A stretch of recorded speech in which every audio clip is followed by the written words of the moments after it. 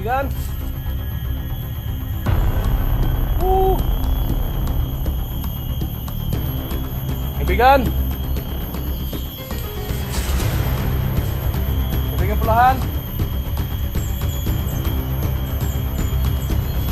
Kaibigan.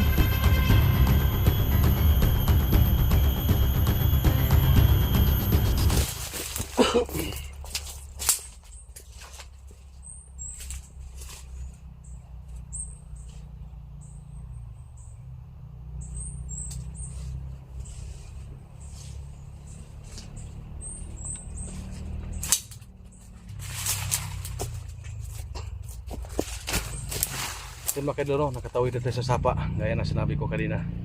So dito tayo mag-on ng camera. So medyo malapit na po tayo mga kaidolo, sa panungunahan lang. So titingnan muna natin yung paligid kung nandito ba si pulahan mga kaidolo. So sa panungunahan tatawagin natin panungunahan. So abanti tayo ng konti para makabalik tayo kaagad kasi ayan. Tama mga kaidolo. Wala pang alas 12.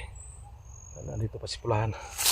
Sana hindi nagalit si pulahan mga kaidolo kasi kahapon lang yung napag-usapan namin, pero medyo nag-aberya po tayo kasi naghanap pa tayo ng pang-alay. Hanap pa tayo dito puting manok, kaya parang naanahan tayo na nadili po tayo ng kunti mga kaidolo.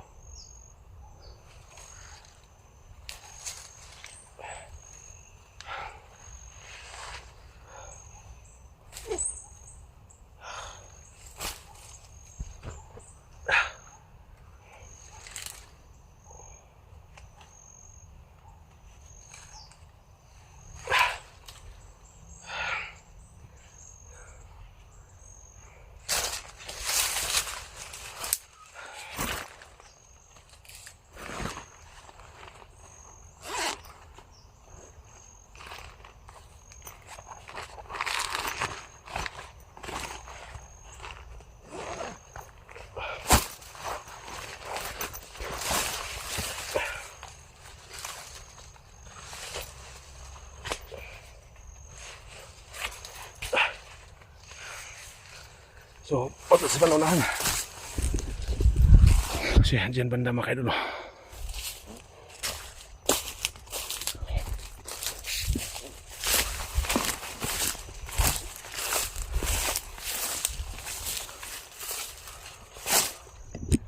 So, sa panunahan, medyo hapon na.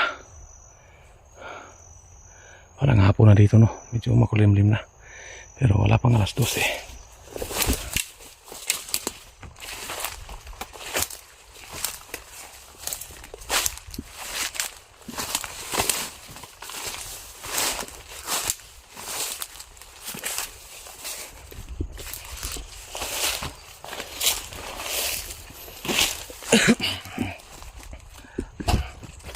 Yan mga kaidolo, malapit na po tayo.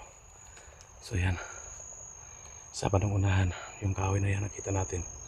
Kitanaw natin yung kahoy dito kung saan kami nagkahiwalay ni pulahan. So sana andito lang siya sa paligid mga kaidolo. So magmamasid muna tayo, hindi tayo maging kumpiyansa dito.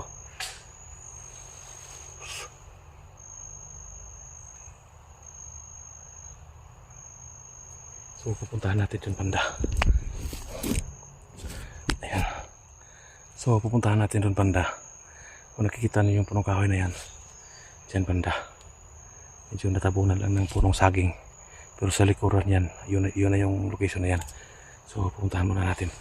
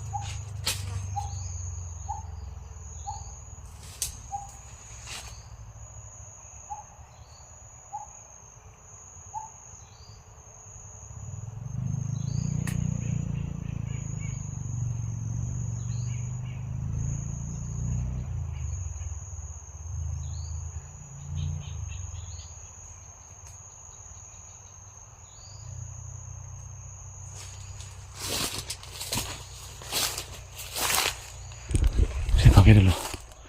Parang tahimik. Kaya abante tayo ng konti.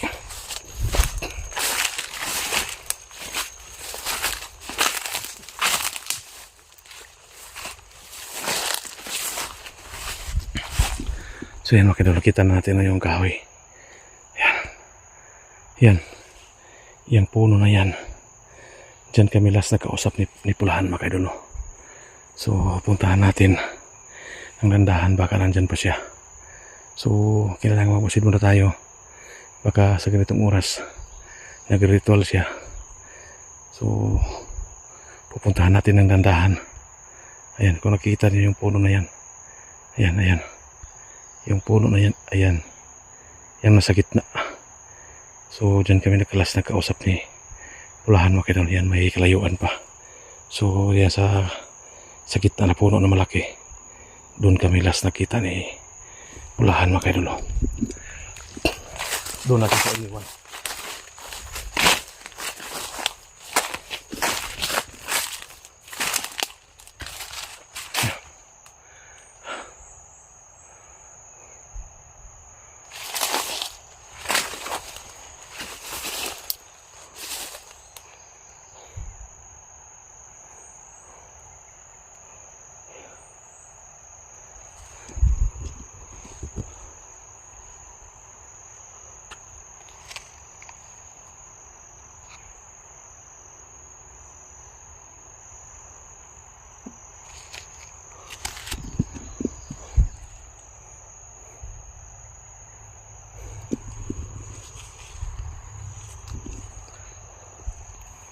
Parang tahimik. Parang tahimik pa kayo. Yan ang puno diyan. Yan.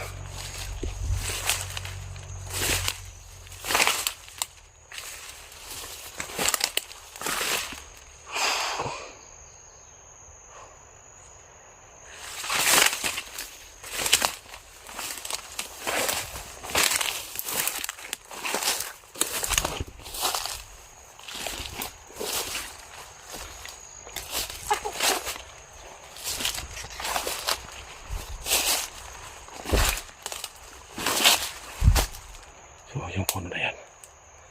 Diyan kami last si Pulahan nakita.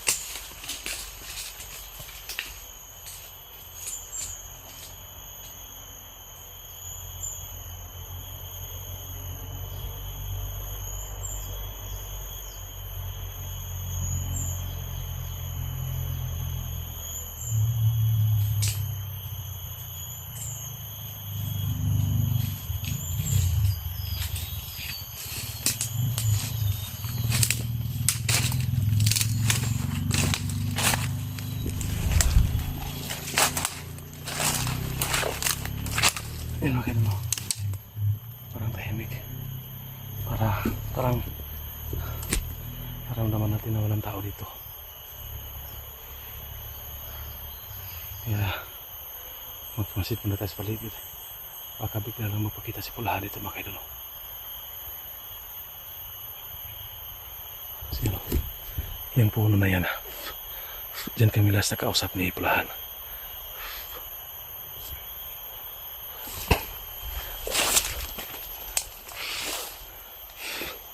Kaibigan, Kaibigan ng Pulahan, andito na po yung sinabi mong alay. Dala ko na. Kaibigan, dito na ko, nakabalik na ko. Pasensya ka na, medyo sana kahapon lang sana ito, pero magpapaliwanag lang po ako kung hindi bakit hindi ako nakakit kahapon. Kaibigan, kaibigan Pulahan,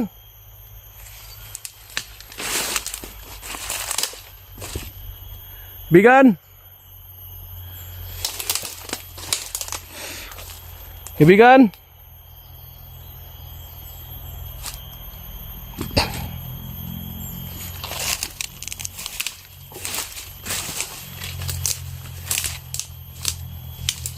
kaibigan,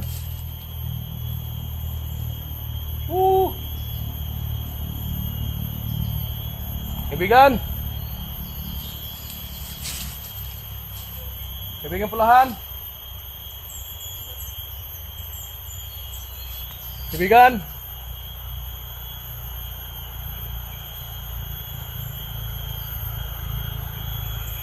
kaibigan,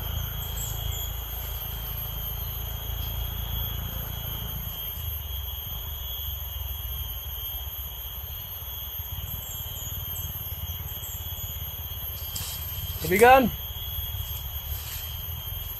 ito na. Ito na yung pangalay ko. May dala akong manok na puti at saka pagkain. Kaibigan, ito na. Ito na yung pangalay ko. Kaibigan,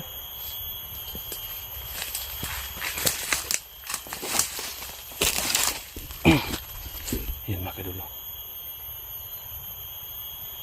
parang tahimik dito. So subukan natin puntahan dyan sa puno mismo ng kahoy kung saan kami nagkausap. So wala tayong magagawa dito mga kadulo. Antayin na talaga natin si Pulahan dito na lumabas. Baka andito lang sa paligid. Hindi kaya nag-ritual siya. So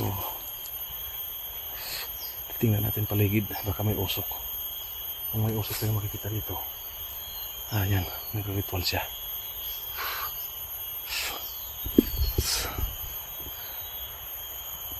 So yan siguro makita, maintindihan naman siguro niya. Kasi tayo po yung magpapaliwanag sa kanya kung bakit nadili po tayo ng pagdating dito. Kasi naghanap po talaga tayo ng pangalay, no?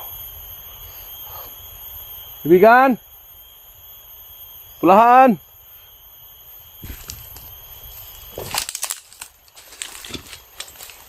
Kaibigan!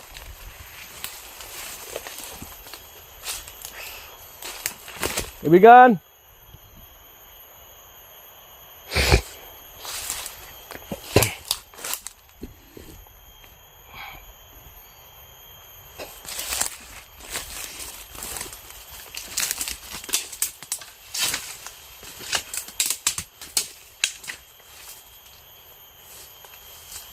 Kaibigan, dito na.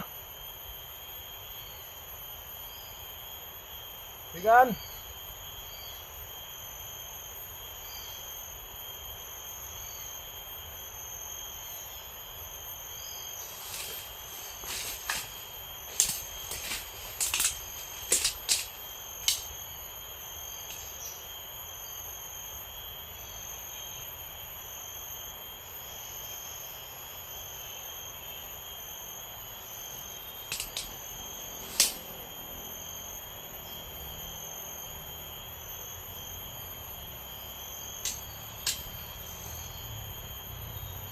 Kaibigan.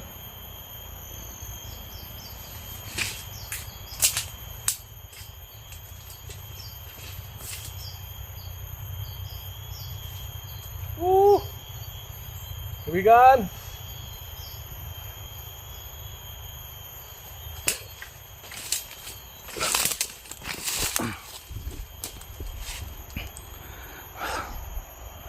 Let's paligid.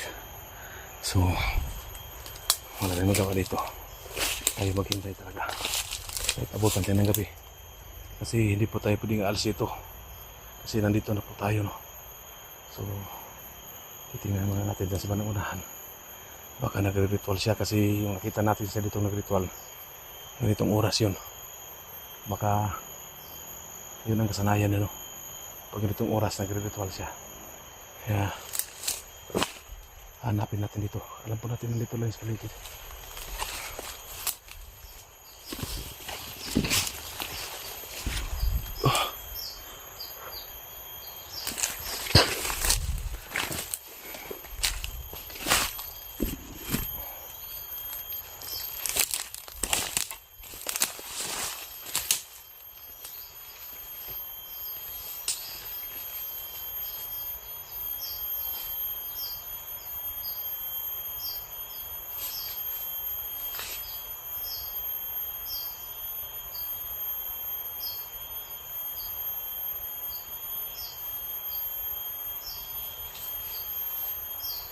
Bigan! Ulahan!